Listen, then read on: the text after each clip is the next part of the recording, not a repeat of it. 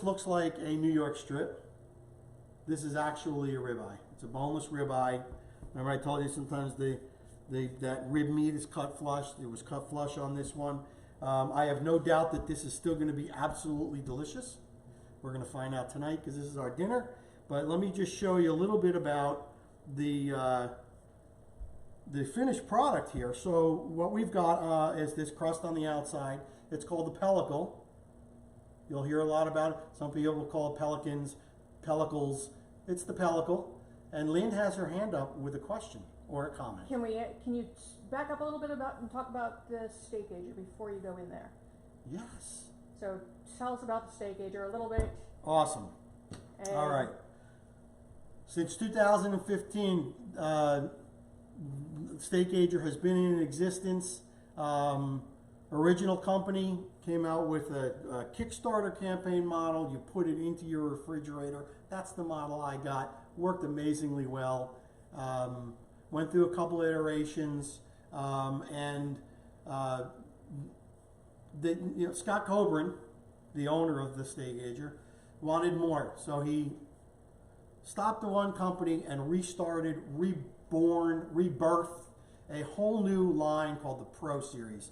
And this is the easiest and most economical way to dry age beef safely at home, to really dry age beef. There are other things out there. There are chefs that'll tell you can do it in a plain refrigerator with some salt over a 4-day period.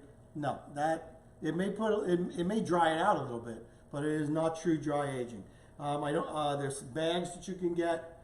I personally don't have experience, but I've seen enough information from chefs that I trust that that is definitely a level up from putting it in your fridge with some salt for 4 days.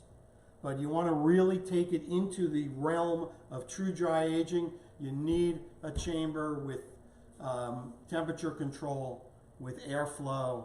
The Steakager has UV light technology, and it's a plug and play, set it up, load it up, and you're dry aging beef at home. And I've eaten a lot of dry aged beef in restaurants for a lot of money.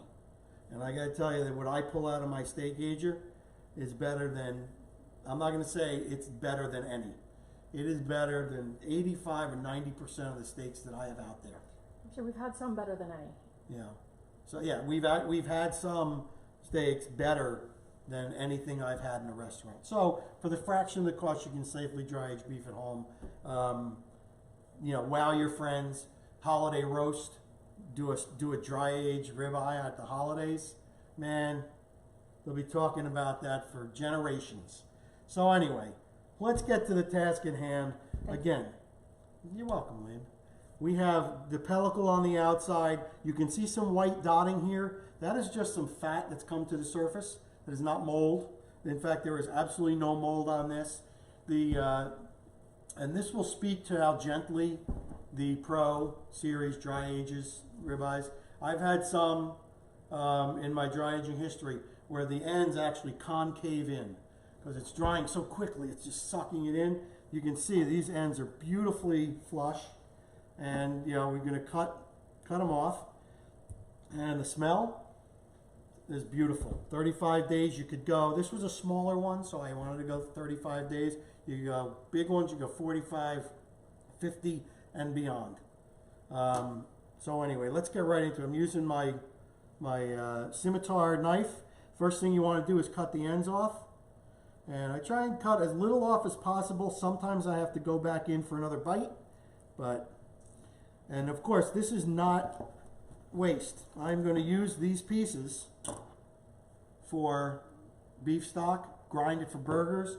It's really nice. So it looks like this particular subprimal had some separation, which is fine, but I definitely want to get down to, I'm going to cut just a little bit more off, and you can see that beautiful mahogany color. Oh, I love it. Gets me every time. All right, so this is going into our pan. I'm going to flip her around.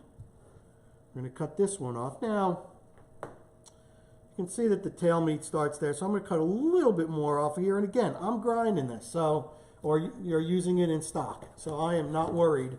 This is not going in the trash. That's absolutely stunning. Beautiful. All right. So all this outside is dry, just dry beef. It's perfectly safe to eat.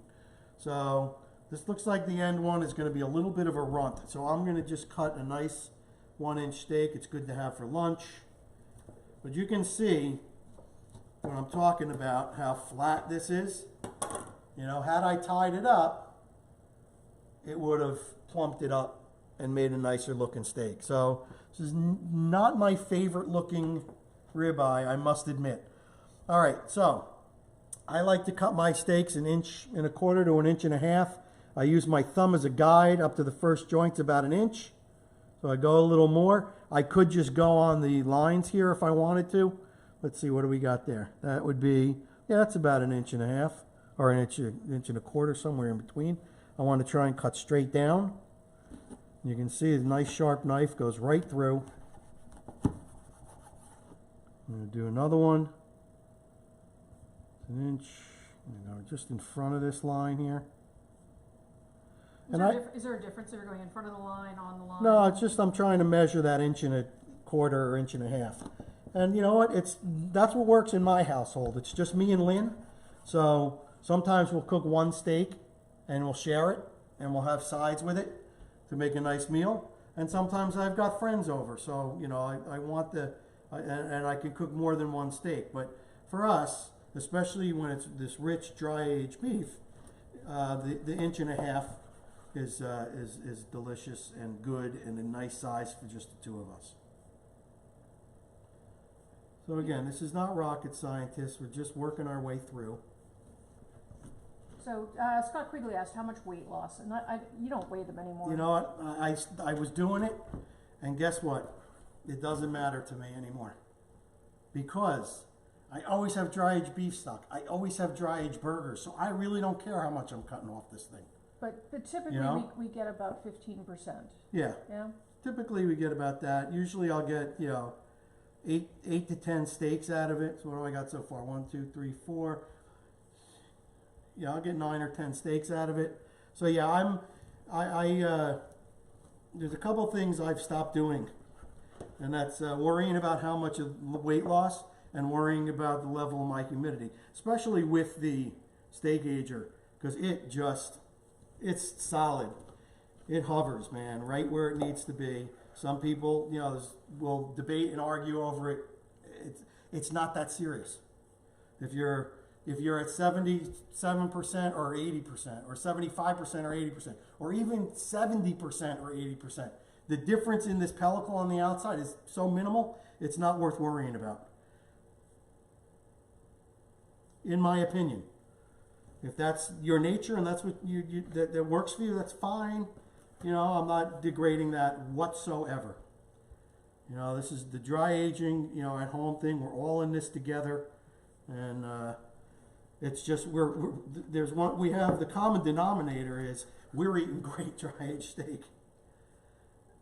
And they freeze great. And they freeze really well, because of the lack of the moisture. I'm going to say the removal of moisture, not lack of. Because these are juicy steaks. All right. And you've got Tony in here. It's a nice work chef. Tony from South Dakota checking in. Hello, Tony. Let's go look at a center cut, shall we? Yep. All right. Oh, that looks much better. Look. It still is a little flat. So again, I'm going to see if it'll form. But if I had tied it up, there you go. You see, I would have had a much nicer, rounder looking, if I tied it up tight enough. My bad. Next time, we'll do better. Ricky Petrie said thanks for the info on the Steakager, and he also had heard nothing goes to waste. So here we go. 10 beautiful dry aged steaks. We're gonna have one of these for dinner tonight. Yay! Awesome. So that's as easy as it is. Are you gonna cut the pellicle off one? Oh sure, I'll cut the pellicle off now. I wasn't gonna bore you, but okay. So again, we've got pellicle on the outside, and I want you to see the thickness. I don't know if you can see. I'm going to zoom in just so they can get a closer look. There you go. That's 1/8 of an inch. Yeah. We're not talking a whole lot. In fact, in some cases, I would keep it on. So, if you want to cut it off, When would you keep it on? You know, if, you know, like that fat layer, I would just kind of shave that fat layer to reveal maybe the whiter fat, but. Because I wouldn't expect you to grill that and eat it. That's a little. This is nothing. This is really nothing. So that's what you get with the Steakager, because it dry ages really, really gently. And you know, there's a lot of flavor on this pellicle, and it all depends on your flavor profile, right? So you're gonna just really come around. You know, if you don't like the way it looks, that's one thing. But as far as safety to eat, absolutely safe. And if you want to cut it all the way off down to the meat like I am on this side, go for it. But I want you also to remember, when you're cutting, say you're getting, before we knew about dry aging, so you go in a big box store and you're getting a big subprimal. There's a fair amount of trimming you're going to do anyway. You're going to cut the fat off. You know, like some of them, like this has a nice small tail fat on it. Some of them I've seen, you know, with a giant piece. You're cutting all that off anyway. So it's not, you know, you're not cutting, you're cutting almost as much off of that one that you are a regular one.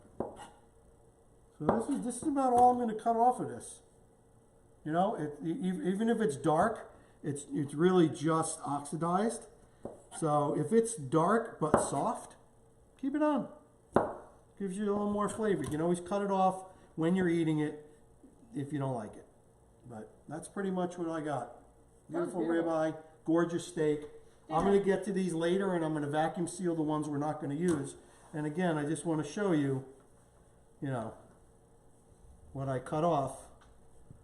One steak. It's really not that much. This will go into my pellicle, in my pellicle bin. And when I accumulate enough, I'll make beef stock. And maybe I'll do a video on that. It's hard to do one live because it takes so long, but we'll try that. So anyway, that is the breaking down and trimming off the pellicle. And we're going to come back in 10 minutes. And we're going to look at charcuterie. We're going to switch to charcuterie mode. And I'm going to finally, after 5 months, I'm going to take out my Genoa salami, and we're going to check it out and see how well the Steakager Pro 40 did. So